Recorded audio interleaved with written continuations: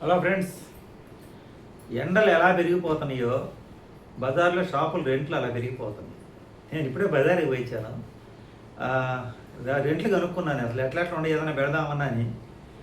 చిన్న రూములు, ముందు పక్క పార్కింగ్ ప్లేస్ కూడా ఉండదండి. ఆ పార్కింగ్ ప్లేస్ కూడా ఉండదు, ఆ రెంట్లేమి విపరీతంగా చదువుతున్నారు.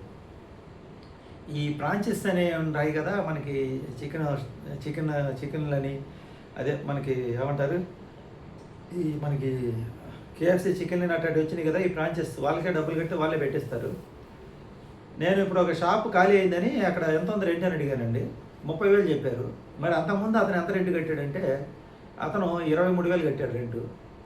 6 నెలల కల్లా షాప్ తీసేశాడు. అంతకుముందు అతను ఎంత కట్టాడు రెంట్ అంటే 15,000 రెంట్ కట్టాడు. 15,000 నుంచి రెంట్ పెరుగుతుందని అతను ఖాళీ చేసి వెళ్ళిపోయాడు. టీ కొట్టు 15,000 రెంట్ కట్టి అతనికి సొంతంగా టీ కొట్టు నడుపుకుంటా, అది అక్కడికక్కడ జరుగుతుందనే లోపల పక్కన వేరే ఈ ప్లాట్ఫామ్ మీద బొంకులని తీసేపించరికి ఎమ్మటెమ్మట అతని పక్కన 3 టీ కొట్లు వచ్చి పడ్డాయి. అతను సెంటర్ అయిపోయాడు, వ్యాపారం తగ్గిపోయింది.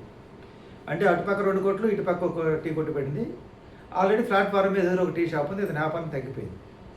టీ షాపు, కూల్ డ్రింక్స్ అన్నీ పెట్టాడు, తగ్గిపోయింది. అంటే 15,000 కట్టలేక అతను నాకు ఎందుకురా భగవంతురా ఈ తలగాని పని ఖాళీ చేసుకొని వేరే టీ షాప్లో చేరాడు. ఎంతకి రోజుకి 900 జీతం. నేను మొన్న అతను అడిగితే, ఇది ప్రశాంతంగా హ్యాపీగా ఉందన్న, నెలొచ్చరికి ఆల్రెడీ 15,000 ఆడికాడ కట్టలేక అలాడిపోయాను. అతను రెంట్ పెంచి ఇతనికి 18,000 ఇవ్వమనండి, 3,000 పెంచి. ఇంకా నేను ఆ 18,000 కట్టడానికి కాల్ చేస్తే కొత్త షెడ్జి కూడా పొద్దురగడ అన్నట్టు ఒక అతను ఈ చికెన్, ఈ స్టార్ చికెన్స్ అనేవి పెట్టుకొని ఫ్రాంచైజ్ తెచ్చుకొని, అంటే ఒక కంపెనీ కడితే వాళ్ళే డెకరేషన్ చేసి అంతా ఇంత డిపాజిట్ కడితే సామాగ్రి ఆ ఫ్రిడ్జ్లో ఎన్ని ఇస్తారు వాళ్ళే. అతనికి వీళ్ళకి ఏంటంటే పర్సెంటేజ్ ఇస్తారంట, ఎంత 30%. అంటే 10,000 అమ్మితే 3,000 వీళ్ళకి, 7,000 కంపెనీ వాళ్ళు, సరుకంతా కంపెనీ వాళ్ళు ఇస్తారు. అతను ఏదో సాధిద్దామని ఆలోచన లేకుండా, ముందు పక్క పార్కింగ్ ప్లేస్ లేదు, రూమ్లో ఒక 4 టేబుల్ వేసి కూర్చోడానికి లేదు, చిన్న రూమ్, వెడల్పు తక్కువ అనమాట, చిన్న రూము. వెనక పక్క కొంచెం వెనక పక్క ఒక సుమారైన రూము, ముందు పక్క ముఖం ఏమో చిన్నదనమాట, ఎల్లాకారంలో ఉన్నది. గొద్దులో రోడ్డుకి ఒక రూము, మెయిన్ రోడ్డుకి. దానికి ముందు మళ్ళీ స్తంభం అంట. 23,000 రూపాయలు రెంట్కి చేరాడు. 1.5 లక్షలు అడ్వాన్స్ వడ్డీతో కూడా లెక్కేసుకుంటే నెలకు వచ్చి 26,000 రూపాయలు రెంట్ అయితే రూపాయలు లెక్కలేసుకున్నారు. 26,000 రూపాయలు రెంట్ కడుతూ 6 నెలలు అండి, 6 నెలలు కష్టపడ్డాడు అతను. 6 నెలలు కష్టపడి 6 లక్షలు నష్టపోయాడు కరెక్ట్గా. అంటే నెలకు 1,00,000 రూపాయలు లెక్క నష్టపోయి అతను ఇంకా నా వల్ల కాదని చెప్పి చేతులు ఎత్తేసి ఖాళీ చేసేసాడు. ఎవరైనా అసలైనా ఉంటారు కానీ నష్టమే తట్టుకుంటారు. ఇప్పుడు 6 లక్షలు సంపాదించాలంటే అతనికి మళ్ళీ ఎంత టైం పట్టిందో చూడండి. ఇలా చిన్నవి పెట్టినా, సెంటర్లో షాప్ అని పెట్టినా ఇలాంటి పరిస్థితులు. పోటీ ఎక్కువైపోయింది, వ్యాపారాలు ఎక్కువైపోయింది. ప్లాట్ఫారం మీద వీళ్ళు ఇక్కడ రెంట్లు కడితే ఎదురు ఆపోజిట్ ప్లాట్ఫారం మీద పెట్టేవాళ్ళు పెట్టుకుంటున్నారు. వాటి వల్ల ఏంటంటే వీళ్ళు తట్టుకోలేకపోతున్నారు ఆ దెబ్బకి, ఆ రెంట్ల దెబ్బకి. బిజినెస్ ఏం జరగట్లేదు. 6 నెలలు కష్టం, 6 లక్షలు ఏట్లోకి వచ్చినట్టు. 6 లక్షలు సంపాదించాలంటే ఇంకెంత బాధపడాలో, ఎంత కష్టపడాలో చూడండి. అలాగే బాగా డబ్బులు ఉన్న వాళ్ళు ఏం చేస్తున్నారంటే, కొంచెం స్థలాలు ఎక్కువని లీజుకి తీసుకొని వాళ్ళు పెట్టుబడి పెట్టి దాని మీద వ్యాపారం స్టార్ట్ చేస్తున్నారు. అంటే వాళ్ళు వ్యాపారంలో అనుభవం కలిగి కొంచెం ఆర్థికంగా స్థితి ఉన్నారు. అట్నే ఒక అతను ఒక స్లాబ్ ఉండే రూము, పెద్ద రూమ్లో 2 రూములు కలిసి తీసుకొని దాని వెనక ఖాళీ ప్లేస్ కూడా కలుపుకొని 10 లక్షలు పెట్టుబడి హోటల్ పెట్టాడు. ఒక నెల రోజులు బిజినెస్ జరగల. అతను హోటల్ ఫీల్డ్లో అనుభవం ఉన్నాడు కాబట్టి భోజన హోటల్ తీసేసి మెయిన్ రోడ్లో అక్కడ కొంచెం పార్కింగ్ ప్లేస్ అవకాశం ఉందన్నమాట. ఇక్కడ 1.5 లక్ష అడ్వాన్స్ ఇచ్చి చిన్న రూమ్ 26,000 రూపాయలు రెంట్.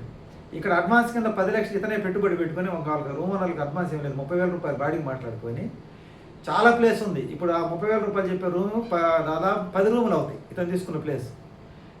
ఆల్రెడీ స్లాబ్ రూములు 2 రూములు ఉండి మెయిన్ రోడ్డు, ముందు పక్క పార్కింగ్ అవకాశం ఉంది. వెనక పక్క రేకులు వేసుకొని వంటగదులు అవన్నీ సెట్ చేసుకొని సైడ్ గొంతు ఉంది. తెలివిగా పెట్టుబడి పెట్టుకొని చేసుకున్నాడు. ఎవరు తెలివి కల్లోలు? ఈ 10 లక్షలు పెట్టుకొని హోటల్, పెద్ద హోటల్, బాగా విస్తీర్ణం బాగుంటుంది. టేబుల్స్ ఒకే ట్రిప్లో ఒక 50 మంది కూర్చోవచ్చు అనమాట. అలా ఏర్పాటు చేసుకుని వంటగది బాగా పెద్దది చేసుకొని సైడ్ వెనక పక్క మెయిన్ రోడ్లో ముందు పక్క బండ్లు పెట్టుకోవడానికి అవకాశం తీసుకున్నాడు. అతను ఒక నెల రోజులు అతను కూడా జరక్క దాన్ని టిఫిన్ హోటల్ కింద మార్చుకున్నాడు.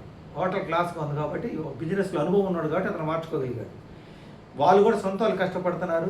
ఇంకా ఆ డబ్బులు బయట ఇచ్చేకడికన్నా వాళ్ళకి అట్లా అనుభవం ఉంది కాబట్టి ఆ 10 లక్షలు దాని మీద పెట్టుకొని, డబ్బులు ఉన్నాయి కాబట్టి పెట్టుకొని రన్నింగ్ చేస్తున్నారు. చాలామంది సొంత వాళ్ళు కష్టపడుతున్నారు. అలా వాళ్ళే అంతంత మాత్రంగా నడుస్తుంది. ఇలా ఈ చిన్న గొంతుకి రూ. 30,000 రెంట్ పెట్టి లోపల ఎవరు కూర్చోడానికి ఒక టీ కొట్టుకి, కూలింగ్ షాప్‌కి పనిచేస్తది. టీ కొట్టుకి, కూలింగ్ షాప్‌కి రూ. 30,000 రెంట్ పెట్టి తీయాలంటే అదేమో అవతలన్నీ టీ షాపులే ఉన్నాయి. కూలింగ్ షాపులు ఉన్నాయి. ఎలా జరిగిద్దో కష్టమే. కానీ అదేమంటారు, రూమ్ ఖాళీ చేసినప్పుడు ఆ రూమ్ ఓనర్‌కి ప్లస్. ఒక నెల రోజులు వీళ్ళు బాడీ కోల్పోతే ఈ ఖాళీ చేసినప్పుడు ఈ ఓనర్లు ఏం చేస్తున్నారు, రూ. 15,000 అతను ఖాళీ చేసినప్పుడు 23కి ఇచ్చారు. ఇతనికి తెలియదు, సెంట్ అనుకొని ఇచ్చి పెట్టాడు. ఇప్పుడు 23,000 అతను ఖాళీ చేసినప్పుడు 7,000 పెంచి 30 అంటాడు. అంటే 2 సంవత్సరాలు పెరగాల్సిన రెంట్లు ఎన్నిసార్లు ఖాళీ అయితే అన్నిసార్లు రెంట్ పెంచుకుంటున్నాడు ఓనరు. అయితే ఇక్కడ ఏం జరుగుతుందంటే, ఇది ఏదో ఎంకిపెళ్లి సుబ్బి సాగుకు వచ్చినట్టు సామెత ఒకటి ఉంది. ఆ పక్కన 2 రూముల వాళ్ళ మీద పడుతుంది ఆ ప్రభావం. రెంట్కుండే వాళ్ళు గిజగిజలాడుతున్నారు పక్క రూమ్ ఖాళీ అయినప్పుడు. వీళ్ళు ఎప్పుడైతే రెంట్ పెంచుతున్నారో ఆ పక్క రూమ్ని పోల్చుకొని మాకు కూడా 2 సంవత్సరాలు దాటిన తర్వాత అంత రెంట్ ఇవ్వమని అవతల వాళ్ళు అంటారు. అలాగే అంటే మొన్న కొంత చిల్లర కొట్టి అతను ఏం చేశాడంటే, మేము ఖాళీ చేయమంటే ఖాళీ చేస్తాం కానీ ఆ రెంట్ మేము ఇవ్వలేమన్నారు. ఇప్పుడు నేను చెప్పే రూమ్ కన్నా డబుల్ ఉండే రూము 24,000 పక్కన అయితే ఈ రూమ్ మటుకు 30. అంటే చేరినోడు ఎట్టన్నా పోని మనకి రెంట్ వస్తే చాలనే విధానంలో వాళ్ళు ఉన్నారు. ఈ చేరే వాళ్ళు కూడా కొత్త చర్చి ఇక్కడ పొద్దురగడినట్టుగా ఇది టౌన్ కదా, టౌన్లో జరిగింది కదా అని ఆలోచన చేయకుండా దబ్బక నుంచి ముందు ఏదో రూమ్ తీసుకోవాలి, ఏదో ఒకటి చేయాలి, ఖాళీగా ఉండాము ఆయన ఆలోచనతో పెట్టి ఇంకా నష్టపోతూ ఉన్నారు. నేను అందుకే ఇప్పుడు చూస్తూ ఉన్నాను అన్ని చోట్ల ఏదైనా రూమ్ పెడదాము, అసలు అంతకుముందు ఏం పెట్టారు, ఏం జరుగుతుంది, ఎలా జరుగుతుంది, ఎన్ని ఆరాలు తీసుకుంటుంటే అసలు ఎక్కడ కూడా దారి దొరకట్లా. ఇంకా బైపాస్ రోడ్ పక్కన పోతే అక్కడ రెంట్లు ఎక్కువే ఉన్నాయి. కొత్తగా ఎవరైనా రూమ్ కడితే ఎమ్మంటే తీసుకొని చేరుతున్నారు. నూడిల్స్ బండ్లు పెడుతున్నారు. ఎవరు పెట్టినా కూలింగ్ షాపులు, నూడిల్స్ బండ్లు, బజ్జీ బొండా, టీ షాపులు, ఇవే వ్యాపారాలు. ఇంకా కొత్త పెద్ద వ్యాపారాలు ఎవరు చేయట్లేదు. చిన్న చిన్నవి. వీటికన్నా ఈ ప్లాట్ఫామ్ మీద ఒక ఆటో కొనుక్కొని మాడికాయలు తీసుకొచ్చి అమ్ముకోవడం బెస్ట్. ఎందుకంటే రోడ్డు పక్కన అమ్ముకుంటే అక్కడ కాదని కొంచెం అవతలకు అమ్ముకోవచ్చు. అవి కొంచెం సాయంత్రానికి నీకు రిజల్ట్ వచ్చేస్తుంది. నువ్వు ఒక 10,000 రూపాయలు సరికి వేసుకొచ్చుకున్నావు అనుకో, 2,000 రూపాయలు ఆదాయం రావడమా లేదా 2,000 నష్టం రావడం, సాయంత్రానికి రిజల్ట్ ఇస్తుంది అనమాట. అట్లా చిన్న చిన్న వ్యాపారాలు చేసుకుంటారు చాలామంది తెలివిగా. మామిడికాయల సీజన్లో మామిడికాయలు, పుచ్చకాయల సీజన్లో పుచ్చకాయలు, ఇలా చేయలేక షాపులు పెట్టే చాలామంది నష్టపోతూ ఉన్నారు. ఎవరు చెప్పుకోలేక ఆ తర్వాత ఇప్పుడు 6 నెలలు కష్టం, మళ్ళీ దాంతో పాటు కష్టం కూడా చేశారు వాళ్ళు. కష్టం చేసి ఇంత కష్టపడి డబ్బులు పోగొట్టుకోవడం అంటే బోర్డులో వచ్చిన పని అన్నట్టు ఉంటుంది. నేను అనుకుంటాను, నేను 27 సంవత్సరాలు కష్టపడి నాకు అసలు ఎదుగు బొదుగు లేదు, ఉన్నదంతా కాజేసుకున్నాను ఆస్తి అంతా అని అనుకుంటున్నాను. అంటే ఇంకా వీళ్ళు 6 నెలలకే డిసైడ్ అయిపోయారంటే నేను దాదాపు 27 సంవత్సరాలు ఇంటికాడ పెద్దవాళ్ళు ఇచ్చిన ఆస్తులు అమ్ముకుంటా రొటేషన్ చేస్తా మా అమ్మ సపోర్ట్ వల్ల 27 సంవత్సరాలు నడిపాను షాపు. ఇలాగే వెనక పెద్దల సపోర్ట్ వల్ల ఏం చేస్తున్నారంటే చెప్పుకోలేక, చిన్న చిన్న ఉద్యోగాలు చేయలేక ఇలా ఏవో వ్యాపారాలు పెట్టి యువత నష్టపోతున్నారు. ఏదైనా వ్యాపారం పెట్టేటప్పుడు 1-10 సార్లు ఆలోచన చేయండి. లేకపోతే ఎక్కడైనా ట్రైనింగ్ అవ్వండి. ముందు మనం ఒకసారి పెట్టిన తర్వాత మళ్ళీ ఏమంటే ఖాళీ చేయడం కుదరదు. ఎందుకంటే ఆ పెట్టిన పెట్టుబడి అంతా మన చేతి రాదు. ఆ చేసే డెకరేషన్ కానీ ఆ ఖర్చులన్నీ వేస్ట్ అయిపోతాయి. ఆ తర్వాత రూమ్ ఖాళీ చేసే ముందు 2-3 నెలలు మళ్ళీ నిర్ణయం తీసుకోవడానికి 2-3 నెలలు టైం పట్టింది. ఏదైనా క్లిక్ అయిద్దాం చూద్దామని ఇట్లా పెట్టిన 5-6 నెలలకే రూములు ఖాళీ చేసుకొని నష్టపోయే కనుక పెట్టకముందే మన దగ్గర ఆర్థిక పరిస్థితి చూసుకొని అప్పులు తీసుకోకుండా సొంత డబ్బులు ఉంటే పెట్టుకోవడము, లేకపోతే ఇంకెక్కడన్నా ట్రైనింగ్ అయ్యి ఇట్లా వ్యాపారం చేసుకోవడం బెస్ట్. అంతేగాని ఆలోచన లేకుండా పెడితే రూమ్ ఓనర్లకి రెంట్ చెల్లించి మనం బయటకు పోవాలి, నష్టపోయాం. అలాగే నేను ఒక రెస్టారెంట్ గురించి చెప్పాను. ఆ రెస్టారెంట్ కూడా 18 లక్షలు నష్టం ఒక సంవత్సరానికి. 18 లక్షలు నష్టం. ఇతను 6 నెలలకే తొందరగా మేలుకుంది కాబట్టి ఇతనికి 6 లక్షలు నష్టం. ఇలాంటి ఇంకా చాలా చాలా ఉన్నాయి. ఇంకా 2 రెస్టారెంట్లు అవతల అవి కూడా క్లోజ్ అయినాయి. వాటి నష్టం నాకు తెలియదు. ఇంకా క్లోజ్ కావడానికి చాలా సిద్ధంగా ఉండి, ఇంకా ధనవంతులు పెట్టిన కొన్ని రెస్టారెంట్లు ఉన్నాయి. వాటిలో కూడా నష్టం భారీగానే ఉంది. కాకపోతే వాళ్ళు బాగా ధనవంతులు కాబట్టి వాళ్ళు తట్టుకొని నిలబడుతున్నారు. వాళ్ళే ఎవరికైనా ఇస్తామని బోర్డులు పెట్టుకున్నారు. ఇలా ఏదో ఒకటి చేయాలని చెప్పి ఊహల ప్రపంచంలో మన సెంటర్లో పెట్టంగానే జరగవండి. నేను యూట్యూబ్ ఛానల్ పెట్టినప్పుడు సంబరపడ్డా. మన లైవ్లు పెడితే వేరే వాళ్ళందరూ చూపిస్తే, విదేశాలు అందరూ చూపిస్తే దానివల్ల మనకు ప్లస్ అయ్యిద్ది. ఆ తర్వాత మనకు సబ్స్క్రైబర్ లక్షల్లో వస్తాను అనుకున్నాం. కానీ ఆ లైవ్లు పెడితే ఎవరు చూపించింది? ముందు మన ప్రాంతంలో మన చుట్టుపక్కల వాళ్ళకి మన బంధువులుగా చూపించింది. అంటే ఇది షేర్ చేసుకుంటా పోతా ఉంటే వెళ్ళిపోయింది. కానీ ఎవరికో ఒకరికి సెట్ అయింది కదా అని మనకు సెట్ కాబట్టి కాదు. ఏది కూడా అనుభవం నేర్చుకోవాలి. నేను యూట్యూబ్ ఛానల్ పెట్టి 3.5 సంవత్సరాలు నాకు దాని మీద చాలా అనుభవం అయింది.